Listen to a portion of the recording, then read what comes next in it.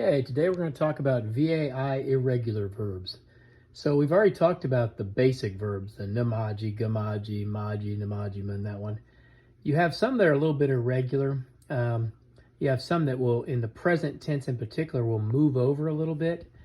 And a lot of times these are the ones that we're used to using, so you don't really even notice or realize that it's moved over. So also with some speakers, they favor an M instead of the N at the front for that I with these type of verbs. Not all speakers will do it. They might say nabukte versus mbukte. So you just have to be prepared for both. So mbukte with an M on it. Mbukte, I'm hungry. Gabukte, you are hungry, just like in the phrase gabuktene, are you hungry? Now in the third person it goes back to bakade. Or in older speakers, sometimes we'll put a walk in there. They'll say bakade walk. And that is for he or she is hungry. Mbuktamen, we, but not you, are hungry. Mbuktamen. Gabuktamen, we are all hungry. Gabuktamen. Gabuktam, you all are hungry. And then bakadek, they are hungry. Now, you'll notice down below I've got the long form. Now, the long form will stop initial change at the front.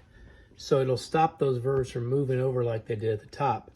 If you use that nada. So you can say nada bakade, I'm hungry. Gada bakade, you're hungry. Just bakade, he or she is hungry. Nada bakademen, we but not you are hungry. Gada bakademen, we're all hungry. Gada bakadem, you all are hungry. And then bakadek, they are hungry. And again, this only occurs in the present tense. So I've shown the past tense over here just to show you how it doesn't change. In the past tense, it says the bakade all the way down. Nagi bakade, I was hungry. Gi bakade, you were hungry. Gi bakade, he or she was hungry. Nagi bakademen, we but not you were hungry. Gi bakademen, we all were hungry. Gi bakadem, you all were hungry. And gi bakadek, they were hungry. Now, you may be asking yourself, how do you know that you're going to run into one of these irregular verbs that does this? One of the kind of telltale signs with these a lot of times is usually it's like two consonants and then a vowel.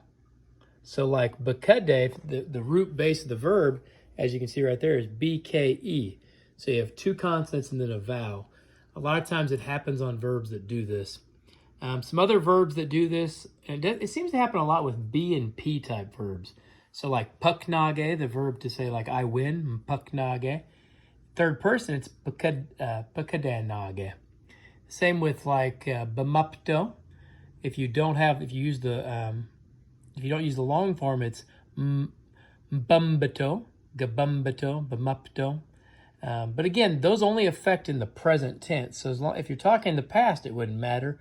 Or if you're talking the future, it would be, nawi bamupto, gawi bamupto, you will run. Or nagi bamupto, I did run. But again, this is just something that there's a number of verbs that'll do this.